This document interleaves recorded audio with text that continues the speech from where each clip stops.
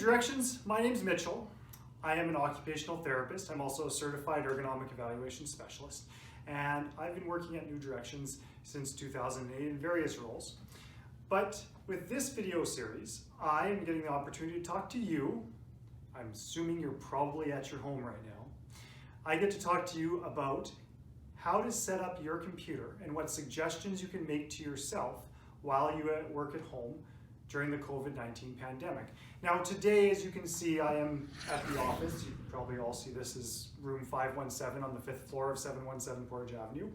But most days I'm at home working in my basement. I'm very privileged to have a home office, but not everyone has that. I also work at my kitchen table. I work at the island in my kitchen. I work on the couch. And I'm assuming that, and I know, and I assume that many of you are experiencing the same thing. You're working all over the place in places that are not your desk like you were doing when you were working here at the office, and you're missing some of those comforts, whether it is your colleagues or the ability to set up your desk just the way you want it, because your desk also happens to be the kitchen table. So what we're going to do today, and in this first video, and this video series overall, is we're going to explore how you can make decisions about how you are going to change your home workstation to better fit you so that you are more comfortable and less likely to develop a nuisance injury. As we move our way through this, it doesn't matter where you're working, we're going to try to give you the tools that you need to set up your space however you need it so that you can work in a neutral position without thinking about it.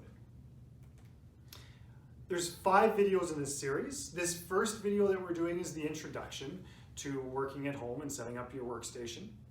Then we're going to move into a second video that is called Understanding Neutral Positioning in General. And you're going to learn about what neutral positioning looks like, whether you're working at a computer or stocking shelves or using your iPhone or working as a podiatrist. In the third video, we're going to give you an opportunity to go through some neutral positioning examples and then think about how it is that neutral positioning might be affected by your workstation. In video number 4, I'm going to jump into specifically neutral positioning in your computer, at which point you're going to take a checklist. You're going to take a checklist, which is found in that booklet that comes along with this course. You're going to take that checklist and you're going to apply it to your work setup at home, and then think about how it is that you might change your workstation at home in order to better fit you. And then finally, in video number 5, we'll talk about the second big idea, because there's 2 big ideas. One's neutral positioning and the second one is movement. Changing position, going for walks, working in different positions. That's covered in video number 5. So we have 5 videos, and during that time, we're going to hopefully give you a series of tools to better help yourself and set yourself up at home. But the place where we really start, and I think the question that needs to be answered, is how effective is the idea of neutral positioning in helping you feel comfortable, whether you're working at the office or if you are working at home. So over the last several years, I have worked with a variety of people here at New Directions. I went to their desks, I've watched them work, we've tried adjusting their computers in specific ways, and we've explored how it is that people can be comfortable when they're working. There's 2 ways that we can measure this. I can measure this in how much more comfortable or how much less pain a person has in a specific body part. Here's what happens when we look at that.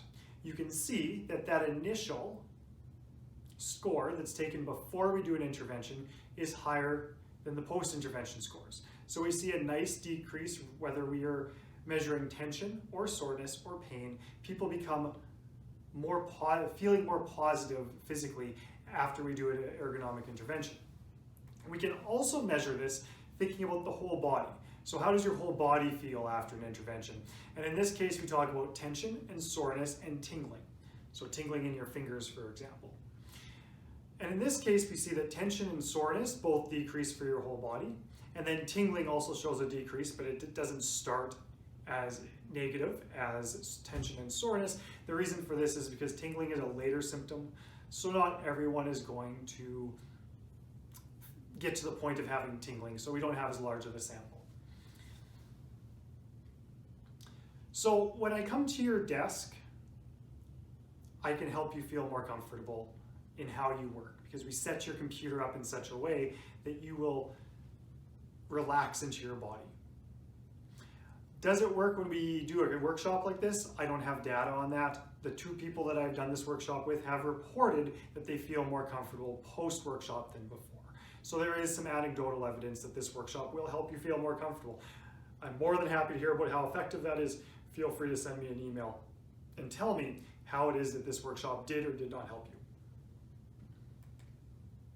So, this is the end of the introduction video.